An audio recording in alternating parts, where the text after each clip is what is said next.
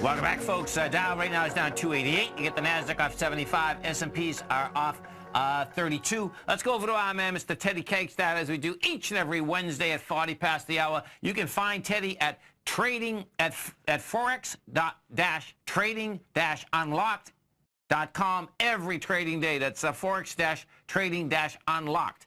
Teddy Kekstadt, what's going on, brother? Good morning, guys. How are you today? Good, man. Good. Morning, Teddy. Well, you know... busy week in Chicago with the FIA Options Expo, Futures and Options Expo going on. So, that's some good action, right? Oh, absolutely. It started off yesterday, and today is a big day, and tomorrow as well. So after this, I'm shooting downtown, and it's going to be a long 48 hours for sure. So timing can be everything sometimes, right, Teddy? And man, they picked a good week for options and futures to be talking about. Oh, absolutely, absolutely. Today, though, it's kind of crazy. You'd think it was like Christmas Eve or something in the currency markets because it just doesn't seem to really, it's rather lackluster, if you will. But I think we're poised. Remember a couple weeks ago, I was talking to you about how the carry trade is off the table? Yes. I think that that is now back on the table. Okay.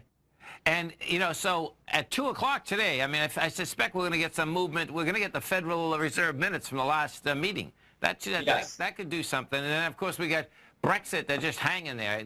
We don't know what day we're going to wake up and have action there. Well, it's funny because yesterday I was talking to somebody from London, and they were talking about Brexit, obviously, because that's a big topic right now with the markets. And they're like, so what do you think? He's like, well, it depends on what time of day it is. Yeah. Wow. So yeah. Let's go over this carry trade that you think is back on again. Tell us how this works. Okay, well, I think that this is finally what's going to have pull the air out of the balloon that the U.S. dollar has been riding right now. Okay. So I think that the U.S. dollar Swiss, which we haven't talked about in forever, is going to make a play for parity. Okay. So at the 99-cent strike level is a key level to buy against, you know. I can see it being at parity within the next week or two. And that also means that the euro-U.S. dollar also is probably going to get a nice little rally as well. That's interesting. So okay. I think it's going to break out of the range that it's been in. Yeah, this range has been tight, man, right? Yeah, between 115 and 116, it's been stuck there. But I got a very good feeling that the euro-U.S. dollar by the year end, before this quarter is out, could be pushing the 122 to 125 area again. Well, I like what you're saying, man. particularly for the commodity markets, because if that's what we get, folks, you will see a bid under commodities, which, you know, we really haven't got a bid under commodities. Yeah, I'm looking at the Swiss franc right now. So that's pretty wild. That's almost at parity right now. Yeah, but I can see what you're looking at. You figure the top of that range. Let me bring this back a little bit more. Oh, yeah. This has been in this range for a long time, huh? Wow. It's been stuck there, but now it looks like it really wants to push the parity level. And then you have the psychological effect of parity once it hits that level. Yes. You know, you're going to bring in a lot of the weak buys that'll probably press the market up to probably, I don't know, around another cent or two above that. So what are you thinking about the yen right now, Teddy? The yen right now, I think, is stuck in a range trade between 112.50 and 111.50. I like those two strikes for either a bull or a bearish breakout. Okay. And especially above it. I'm leaning towards the long side right now. I think that you can buy against the 111.5, 112 area. Yeah. And make for a play above 112.5, which if it gets above 112.5, then I see it going up to like 116.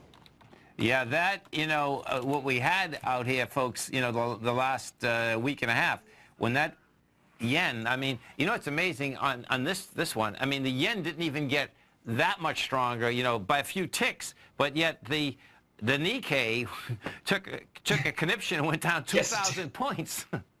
Right. The correlation between the Nikkei and the yen, I mean, we have a dollar, too, in our markets, but the Nikkei and the yen is pretty amazing, man. I mean, absolutely. That takes absolutely conniptions. Right. So, you know, talk to me about the euro. So you're figuring, I can see what you're saying, this range and the euro, the top of this range right now is, I guess, 118, right? 117.9 or something. We break that and you get that 120, 124 on the agenda? Absolutely. And I can see that before year end because that goes with the carry trade. Okay. So it's reinforced going into fourth quarter, you know. So, and especially now with the looming Brexit, obviously, like I said, from 1 minute to next, you don't know what's going on. But now you have Angela Merkel, who came out yesterday and basically told all the EU countries to get their budgets in line, you know. So Yeah. Brexit, I don't think, is so much of a factor now as it is the EU stabilizing its political and it's also economic balancing, you know. No, I can see that, you know, particularly because we've been dealing, it seems like we've been dealing with the European Brexit for like 2 or 3 years. I mean, you know, it's a long time, right? I mean, Right. if they get anything straightened out, just whether it's good or bad, I think the market's just waiting to say, what is the answer, man? Right. Wild. Well, it's going to be a wild week, there's no doubt. And, of course, our own equity markets are having a tough time out here. You get the S&P down 32 bucks. Well, you know, I think also the S&Ps right now, it needed this sell-off. It needed to have a little air pulled out of its, you know, the slope that it was going on right now. And then you look at crude. Now that crude has fallen back a little bit, and you're the gold guy, Tommy, right? I mean, look at what's happened to gold over the past couple of days. It finally woke up. Yeah, you know? No, it was a good break topside last week, and that's why I said I love the idea that you're looking at a 123, 124 euro. Because I can the bottom line. That's my take on it. But guess what? It hasn't happened. Right, and then you got to look at the S&Ps too because of the crude break with the $5 to $6 move over the past week and a half or whatever. Yes. Think about what that's doing to the oil stocks. Right. You know. Yeah. So part of this break isn't just a tech sell-off. For the first time in months, you have a sell-off in the energy sector in like Exxon and other companies like that have been on a bull run, you know. Sure. And I can see, you know, what's also happening, folks, is that the dollar, so picture that the broad market keeps low. If the broad market keeps lower, your probability of rates going higher quicker go down dramatically. And that's why those bonds are staying up. And that's why, fundamentally, I could see why that dollar would pull back, right? Because it's built in now that, hey, listen, man, lots of rate cuts coming.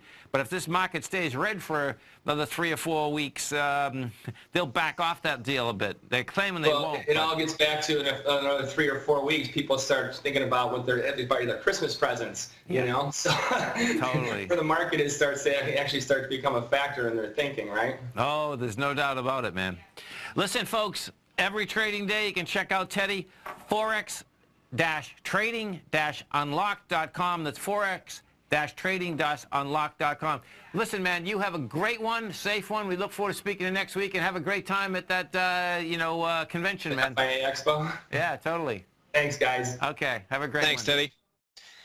You know, I just took a look too on that date of the actual vote for Brexit. It was June 23rd, 2016. So you nailed it pretty much on the head. Wow. 2 to 3 years, and there was a lot of talk prior to the vote, right? So we kind of have been dealing with the talk of it for almost 3 years now.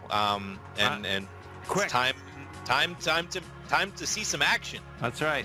Stay right there, folks. Tommy and I are coming right back. We get that out on 268. NASDAQ is off 67. S&P's down 28. Come right back.